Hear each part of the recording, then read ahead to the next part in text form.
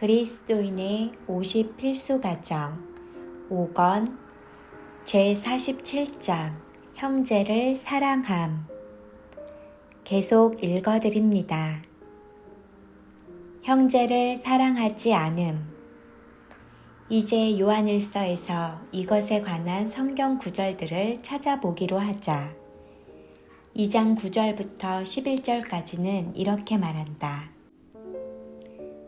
빛 가운데 있다 하며 그 형제를 미워하는 자는 지금까지 어두운 가운데 있는 자요. 그의 형제를 사랑하는 자는 빛 가운데 거하여 자기 속에 거리낌이 없으나 그의 형제를 미워하는 자는 어두운 가운데 있고 또 어두운 가운데 행하며 갈 곳을 알지 못하나니 이는 어두움이 그의 눈을 멀게 하였음이니라. 이것에 대하여 분명한가? 어떤 사람이 형제인가 아닌가? 빛 가운데 있는가 있지 않은가? 어두운 가운데 있는가 있지 않은가를 알려면 다만 그가 형제를 미워하는가 미워하지 않는가를 보면 된다. 만일 어떤 사람이 여러분이 형제인 것을 알고도 마음속으로 여러분을 미워한다면 이것은 그가 그리스도인이 아님을 충분히 증명한다.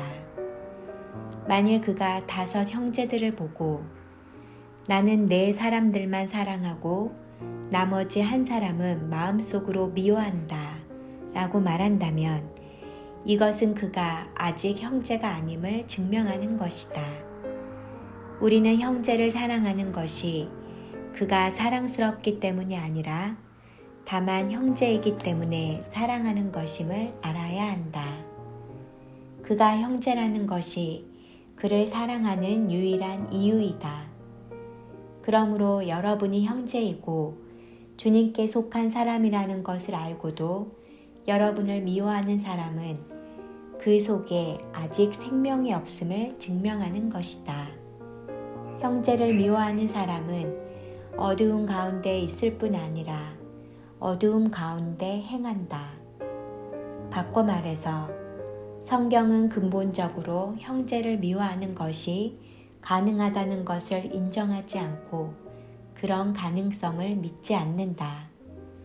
만일 여러분이 어떤 형제를 미워한다면 여러분은 주님께 이렇게 말해야 한다. 주여, 나는 빛 가운데 거하는 사람이 아니라 어두운 가운데 있고 또한 어두운 가운데 행하는 사람입니다. 요한일서 3장 10절은 이러므로 하나님의 자녀들이 나타나나니 무릇 의를 행치 아니하는 자나 또는 그 형제를 사랑치 아니하는 자는 하나님께 속하지 아니하리라 라고 말한다. 그러므로 밖으로 의를 행하지 않는 사람도 하나님께 속하지 않은 사람이며 속으로 형제를 사랑하는 느낌이 없는 사람도 하나님께 속하지 않은 사람이다. 형제를 사랑하지 않는 사람은 하나님께 속하지 않은 사람이다. 왜냐하면 그의 속에 그런 사랑과 느낌이 없기 때문이다. 여기에서 누가 하나님의 자녀인지가 나타난다. 3장 14절의 하반절은 사랑치 아니하는 자는 사망에 거하느니라 라고 말한다. 이 사랑은 일반적인 사랑을 가리키는 것이 아니라 형제를 사랑하는 사랑을 가리킨다. 성경은 형제를 사랑하는 마음이 없는 사람은 사망에 거하느니라 라고 말한다. 어떤 사람이 주님을 믿기 전에는 믿는 사람들에 대해 아무런 느낌도 없고 매력이 없는 것은 이상한 일이 아니다. 그러나 그가 주님을 믿은 후에도 믿는 사람들에 대해 여전히 감각이 없고 매력이 없다면 이것은 너무 이상한 일이다. 이것은 아마도 그의 믿음이 믿을 만한 것이 못되기 때문일 것이다. 사랑치 아니하는 자는 사망에 거하느니라. 이런 사람은 전에 죽은 자였을 뿐 아니라 지금도 죽은 자일 것이다. 믿음의 근거는 사랑에 있다. 사람의 믿음이 참된 것인지는 그것이 사랑을 낳는가에 달렸다. 하나님을 믿는 사람은 형제를 사랑하는 마음을 갖게 된다. 형제를 사랑하는 마음을 갖지 못하는 사람은 자신이 여전히 사망에 거한다는 것을 증명할 뿐이다. 3장 15절은 그 형제를 미워하는 자마다 살인하는 자니 살인하는 자마다 영생이 그 속에 거하지 아니하는 것을 너희가 아는 바라 라고 말한다.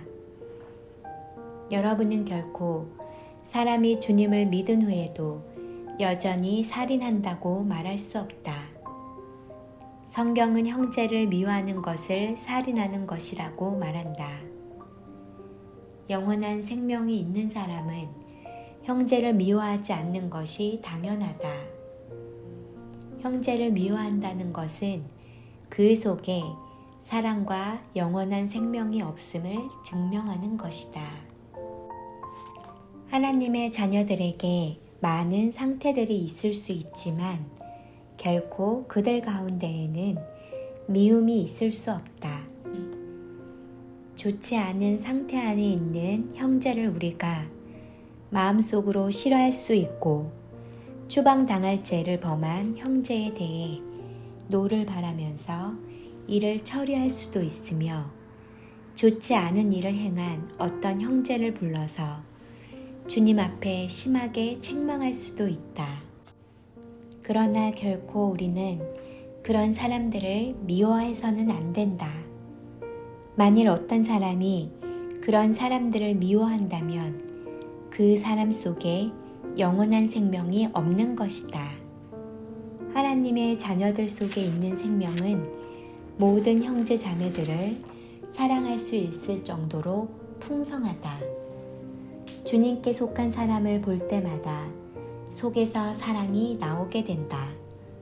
한 형제를 향한 사랑은 모든 형제를 향한 사랑과 똑같아야 한다. 형제를 사랑하는 마음이 이 사람에게서나 저 사람에게서나 똑같아야 한다. 모든 형제에 대한 사랑은 차별이 없다. 형제라면 누구나 사랑할 수 있다. 만일 어떤 사람이 한 형제를 미워한다면 그는 속에 영원한 생명이 없는 사람이다. 모든 형제를 미워할 필요 없이 한 형제를 미워하기만 해도 그에게 형제를 사랑하는 사랑이 결핍되었음이 충분히 증명된다. 우리가 말하는 형제 사랑은 모든 형제를 사랑하는 사랑이다. 그러므로 이것은 매우 엄숙한 문제이다. 만일 어떤 믿는 이가 한 형제를 사랑하지 않고 미워하며 그를 괴롭히고 공격하기까지 한다면 우리는 이렇게 말할 수밖에 없다. 하나님, 긍휼히 여기소서. 여기에 자신을 믿는 이라고 생각하지만 실제로는 구원받지 못한 한 사람이 있습니다. 한 형제라도 미워하는 사람은 자신이 주님께 속하지 않은 사람이라는 것을 충분히 증명한다. 이것은 상당히 엄숙한 일이다. 정상적인 상태는 여러분이 어떤 형제가 행한 많은 일들이 옳지 않다고 생각하여 그를 권고하고 책망할지라도 결코 미워하지 않는 것이다. 그가 여러분이 화를 낼 만한 일을 했기 때문에 여러분이 노를 발하여 아주 심한 말로 그를 책망할지라도 여러분 속에 미움을 갖지 않는 것이다. 여러분은 마태복음 18장에서 말한 것처럼 그 외에 말할 수 있지만 여러분의 목적은 그를 얻고 회복시키는 데 있어야 한다. 만일 여러분이 그를 공격하고 헐어버리려는 생각 외에 그를 회복시키려는 뜻이 조금도 없다면 이것은 여러분이 형제가 아님을 증명한다. 마태복음 18장에서 형제가 교회에게 말하는 목적은 자신의 형제를 얻기 위한 것이다. 그러므로 문제는 여러분의 목적이 그를 헐기 위한 것이냐, 얻기 위한 것이냐에 달려 있다. 이것은 상당히 심각한 문제이다. 결코 간단한 문제로 생각하지 말아야 한다. 고린도전서 5장에서 음행하는 사람에 대하여 바울은 이 악한 사람은 너희 중에서 내어 쫓으라 라고 말했다. 처음에 바울은 그들이 음행하는 사람을 내쫓지 않았기 때문에 주 예수님의 이름과 권능으로 그 사람을 사탄에게 내주어 육신을 멸하게 하였다. 이러한 처리는 심한 것인가? 실로 더 이상 심할 수 없을 정도로 심하다. 그러면 바울은 왜 이렇게 하였는가? 그의 영은 주 예수의 날에 구원 얻게 하려 함이라. 그러므로 그의 육체를 현재 멸한 목적은 그에게 영원한 손실을 입지 않게 하려는 것이다.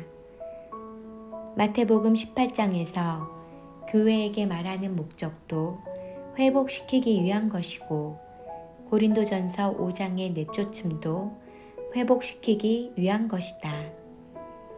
여호수아가 아간을 심판할 때 내 아들아 청하노니 이스라엘의 하나님 여호와께 영광을 돌려 라고 했다. 비록 아간이 큰 죄를 범했을지라도 여호수아는 그에게 말할 때 형제를 사랑하는 마음이 넘치는 영을 가지고 있었다. 소식을 전하러 온 소년이 사울의 사망 소식을 다윗에게 고했을 때 다윗은 자기 옷을 잡아 찢고 저녁까지 슬퍼하고 울며 금식했다.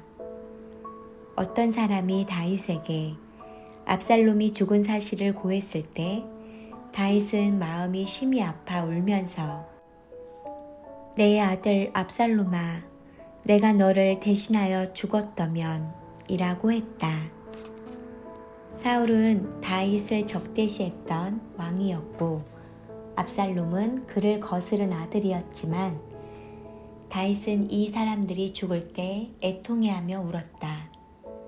그가 싸우지 않을 수 없었고 형벌을 내리지 않을 수 없었지만 그는 울지 않을 수도 없었다. 그가 심판하지 않을 수 없었고 정죄하지 않을 수 없었지만 눈물을 흘리지 않을 수도 없었다. 형제 자매여, 만일 어떤 사람이 심판만 하고 눈물이 없거나 정죄만 하고 괴로움을 느끼지 않는다면 그는 자신이 형제를 사랑하는 것이 무엇인지 모른다는 것을 증명한다. 만일 어떤 사람이 형제에 대하여 책망만 하고 그를 헐어버리려 한다면 이것은 그 속에 미움이 있고 사랑이 없음을 증명한다. 형제를 미워하는 것은 곧 형제를 죽이는 것이다. 이것은 매우 심각한 일이다. 전에 어떤 형제는 다비에게 사람을 추방하는 것에 관하여 편지로 질문한 적이 있다. 다비의 첫 마디는 이러했다. 나는 죄들을 용서받은 죄인이 다른 죄인을 추방하는 이것이 세상에서 가장 무서운 일이라고 생각한다. 이 세상에서 죄들을 용서받은 한 죄인이 다른 죄인을 추방하는 것보다 더 무서운 일이 없다. 다비의 이런 태도는 사랑의 생명에서 비롯된 태도이다. 비록 많은 일들을 처리해야 하고 필요할 때에는 교회 가운데서 죄를 범한 형제 자매를 내쫓아야 할지라도 이를 처리할 때에는 반드시 그 속에 미움이 없어야 한다. 요한일서 4장 20절과 21절은 이렇게 말한다. 누구든지 하나님을 사랑하노라 하고 그 형제를 미워하면 이는 거짓말하는 자니 보는 바 그 형제를 사랑치 않은 자가 보지 못하는 바 하나님을 사랑할 수 없느니라. 여기서 요한은 형제를 사랑하는 것이 곧 하나님을 사랑하는 것임을 보여준다. 보이는 형제를 사랑하지 않고는 결코 보이지 않는 하나님을 사랑할 수 없다. 만일 여러분이 하나님을 사랑하려 한다면 마땅히 형제를 사랑해야 한다. 이것은 우리가 하나님에게서 받은 명령이다. 그러므로 우리는 사랑을 범하지 않도록 조심해야 한다. 함부로 형제에게 죄를 범하지 말라. 서로 사랑하고 여러분 속에 있는 형제를 사랑하는 마음을 존중하며 형제를 사랑하는 마음을 해하지 말라. 하나님께서 형제를 사랑하는 마음을 우리 안에 두신 것은 우리 안에 그것으로 형제를 섬기고 형제를 돕게 하기 위한 것이다. 우리는 형제를 사랑하는 마음이 더 강해지고 더 힘을 얻도록 해야 한다. 3장 17절은 누가 이 세상 재물을 가지고 형제의 궁핍함을 보고도 도와줄 마음을 막으면 하나님의 사랑이 어찌 그 속에 거할까 보냐라고 말한다. 왜냐하면 하나님을 사랑하는 마음이 곧 형제를 사랑하는 마음이요 형제를 사랑하는 마음이 곧 하나님을 사랑하는 마음이기 때문이다. 형제를 도와줄 마음을 막는 사람은 하나님을 사랑하는 마음이 없는 것이다. 그는 자신을 속이면서 비록 나는 형제를 사랑하지 않지만 하나님을 사랑한다라고 말할 수 없다. 우리와 형제들 사이의 관계는 하나님에게서 온 것이므로 우리가 형제들과 관계없는 것은 곧 하나님과 관계없는 것이요 형제들을 버리는 것은 자연히 하나님을 사랑하는 마음이 그 속에 있지 않다는 것이다. 형제를 사랑하는 길.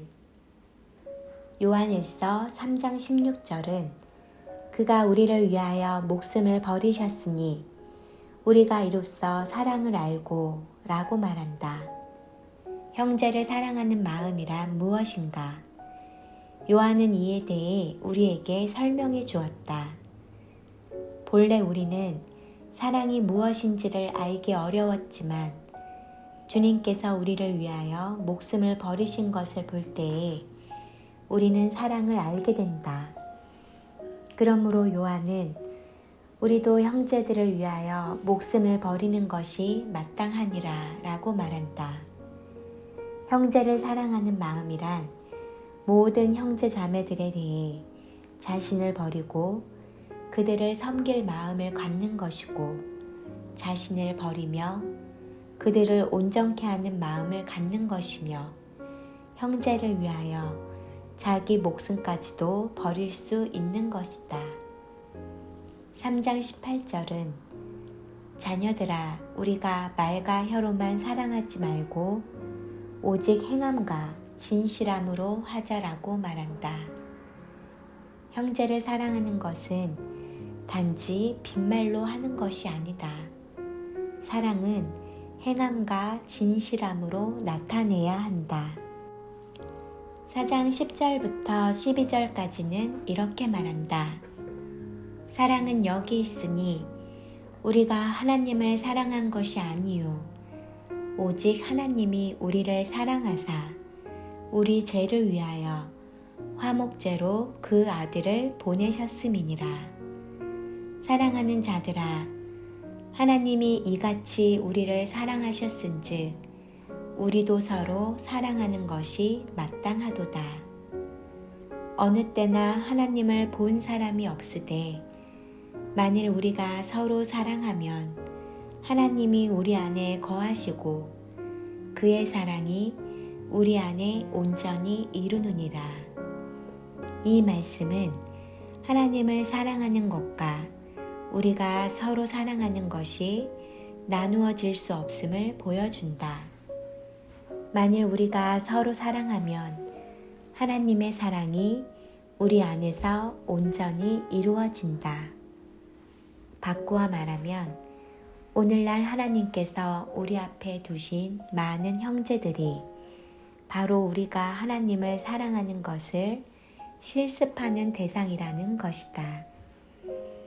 만약 우리가 서로 사랑하면 하나님의 사랑이 우리 안에서 온전히 이루어진다.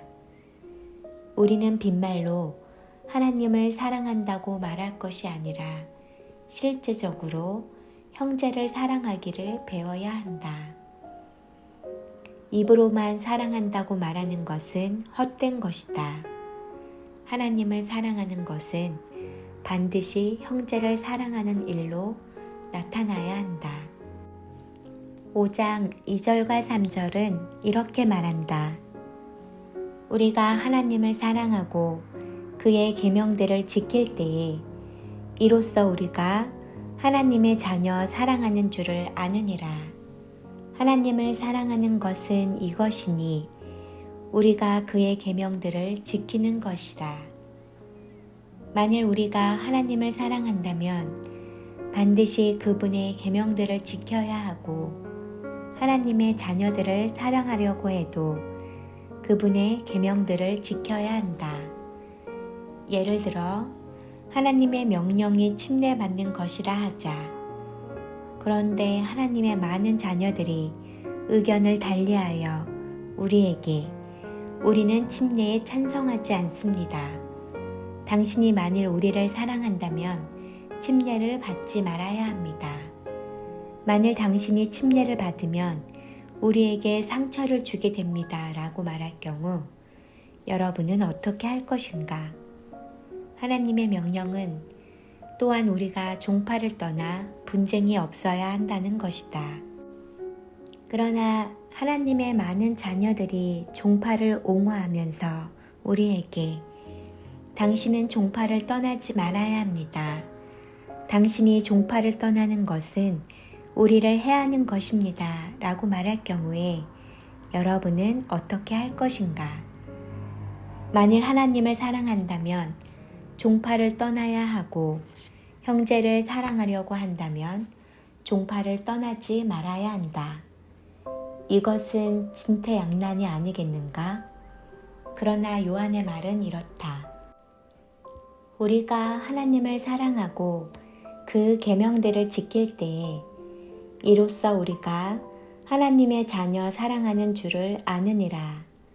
바꾸어 말해서 여러분이 하나님의 어떤 명령을 지키지 않았다면 여러분은 하나님의 자녀를 사랑한다고 말할 수 없다. 예를 들면 하나님께서 어떤 형제에게 침례를 받으라고 지시하셨을 때 만일 그가 하나님의 자녀들을 사랑한다면 마땅히 가서 침례를 받아야 한다. 만일 그가 침례를 받지 않으면 하나님의 수많은 자녀들에게 침례를 받지 않게 하는 영향을 주므로 그것은 그들이 하나님을 순종하는 일을 저지하는 것이고 그들을 사랑하는 것이 아니다. 만일 여러분이 하나님의 모든 계명들을 지킨다면 이것을 통해 여러분이 하나님의 자녀들을 사랑한다는 것을 알게 된다. 왜냐하면 여러분이 순종의 길을 갈 때 하나님의 다른 자녀들도 순종의 길을 가기 때문이다. 만일 여러분이 그들에게 상처 주지 않기 위하여 이렇게 하지 않는다면 여러분도 그들도 갈 길이 없게 된다. 그러므로 여러분이 하나님을 사랑하고 하나님의 모든 계명들을 지키기를 배운다면 이것을 통해 여러분이 하나님의 자녀들을 사랑하는 것을 알게 된다. 우리는 반드시 하나님의 모든 계명을 지켜야 한다. 이렇게 해야만 하나님의 자녀들을 하나님을 순종하는 길로 이끌 수 있다. 또 하나의 예를 들겠다. 여러분의 부모가 여러분이 주님을 믿는 것을 허락하지 않는다면 어떻게 할 것인가? 부모를 사랑하기 때문에 주님을 믿는 것을 포기하겠는가? 여러분이 부모의 말을 들어 주님을 믿지 않는 것은 결코 사랑이 아니다. 여러분이 부모의 말을 듣지 않고 주님을 믿을 때 비록 그들이 화를 낼지라도 여러분은 그분들이 주님을 믿을 수 있도록 길을 열어주게 된다. 이것이 바로 사랑이다. 그러나 우리는 태도와 말에 있어서 결코 부모에게 죄를 범하지 말아야 한다. 하나님의 계명에 순종하고 계명을 듣는 것은 타당하지만 태도와 말에 있어서 부모에게 죄를 범하지 말아야 한다. 우리는 하나님의 진리를 지켜야 할 뿐 아니라 사랑을 지켜야 한다. 우리는 처음부터 공의를 배워야 하지만 사랑을 잃지 말아야 한다. 우리는 하나님의 생명 안에 있는 사랑을 저버린 채 하나님의 생명의 거룩함만을 주의하지 말아야 한다. 이 두 방면은 균형이 잡혀야 합당하다. 물론 우리가 하나님을 순종해야 하지만 우리의 태도는 온유해야 한다. 어떤 상태에 있든지 우리는 사랑을 무시하지 말아야 한다. 만일 어떤 일이 마땅히 행해야 할 일이라면 그것을 행해야 하지만 결코 사랑을 범하는 일을 해서는 안 된다. 태도가 온유해야 하며 형제와 의견이 다를 때에도 그에 대한 사랑으로 충만하여 온유하게 말해야 한다. 형제님, 저는 정말 당신이 본 것을 저 또한 볼 수 있기를 원합니다. 그러나 하나님께서 저에게 다른 것을 보여주셨기에 저는 순종하지 않을 수 없습니다. 하나님의 말씀의 수준을 낮추지 말아야 하고 사랑을 범하지도 말아야 한다. 하나님을 순종해야 하고 형제를 사랑해야 한다. 여러분은 자신을 의지하여 그런 일을 하는 것이 아니라 하나님께서 그렇게 말씀하셨기 때문에 그렇게 행하는 것임을 보게 해야 한다. 여러분의 태도가 옳아야 하고 여러분에게 온유함이 가득해야 한다. 그럴 때 여러분은 많은 형제 자매들을 얻을 수 있게 된다. 사랑의 결과. 요한일서 4장 16절의 하반절은 하나님은 사랑이시라. 사랑 안에 거하는 자는 하나님 안에 거하고 하나님도 그 안에 거하시느니라 라고 말한다. 이 구절은 이 서신에서 두 번째로 하나님은 사랑이시라 라고 말한 곳이다. 하나님께서 사랑이시기 때문에 그분은 우리에게 형제를 사랑하고 사랑 안에 거하라고 요구하신다. 우리가 사랑 안에 거하기만 하면 하나님 안에 거하는 것이다. 4장 17절과 18절은 이로써 사랑이 우리에게 온전히 이룬 것은 우리로 심판날에 담대함을 가지게 하려 함이니 사랑 안에 두려움이 없고 온전한 사랑이 두려움을 내어 쫓나니 라고 말한다. 성경 전체에서 오직 요한일서 4장만이 어떻게 해야 심판대 앞에 설 때 두려워하지 않을 수 있는지를 말한다. 비결은 바로 사랑 안에 거하는 것이다. 사랑 안에 거하는 것은 바로 하나님 안에 거하는 것이다. 우리 안에서 사랑이 온전히 이루어질 때 심판날에 담대하고 두렵지 않게 된다. 그러므로 형제 자매들에 대하여 우리는 오직 그들을 사랑하고 그들을 얻으며 그들에게 최고의 유익을 얻게 하려는 생각만을 가져야 한다. 미움이 없이 사랑만을 가져야 한다. 이러한 행위는 우리에게 일종의 훈련이다. 이렇게 할 때 어느 날 우리 온 존재가 사랑 안에 거하게 되고 사랑 또한 우리 안에 거하며 모든 두려움을 제하고 이 땅에 살 수 있게 한다. 사랑할 때 두려워하지 않게 된다. 그리고 심판대 앞에 가서도 우리는 두려워하지 않게 된다. 이 사랑의 생명은 형제들 가운데 두려움을 온전히 제하기까지 일할 수 있다. 성령의 열매인 사랑은 능히 심판대 앞에서 우리를 담대하고 두려움이 없게 한다.